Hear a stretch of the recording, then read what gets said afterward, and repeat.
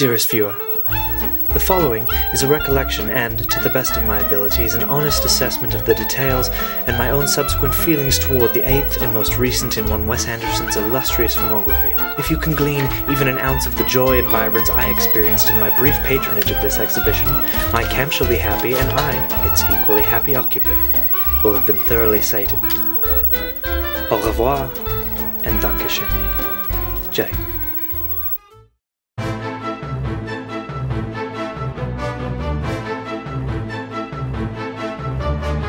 What up, home slices, ham sandwiches, pork products? It's your boy, it's your man, it's Jerry, and I am here today to talk to you about a film I got to see last week, Wes Anderson's new movie, The Grand Budapest Hotel. I was actually lucky enough to see this twice last week.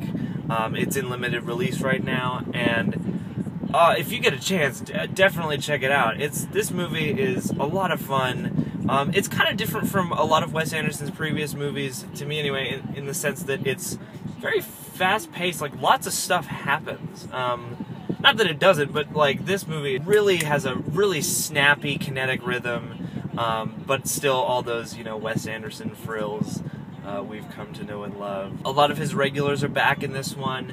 You know, you got Jason Schwartzman, you got Willem Dafoe, Jeff Goldblum, Owen Wilson, Bill Murray, those guys pop up, Tilda Swinton, and then you got F. Murray Abraham and Harvey Keitel and Edward Norton. Saoirse Ronan is in this. A young man named Tony Revolori, I think his name is, plays Zero, who's the lobby boy who's sort of telling this story. And I don't think you can talk about this movie without mentioning Ralph Fiennes. Ralph Fiennes is just so great in this movie. I hate using like cliche movie terms like this, but it is a pitch-perfect performance as Monsieur Gustave H., the hotel concierge who takes Zero under his wing.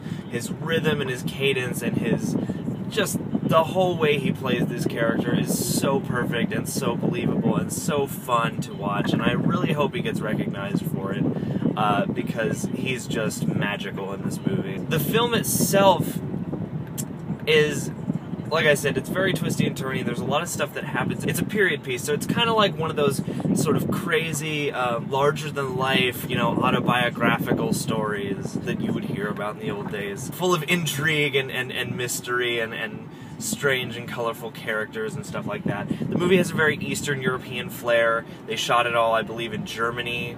And what's also cool is they use a lot of different techniques, as Wes Anderson is known to. The film is shot on a few different stocks, so there's a shift in aspect ratio a couple times, which is cool. And they use a lot of miniatures in really cool ways, which add an air of magic to everything. And, you know, like any Wes Anderson movie, the photography is beautiful, very symmetrical. There are lots of very interesting colors that are bold and stand out.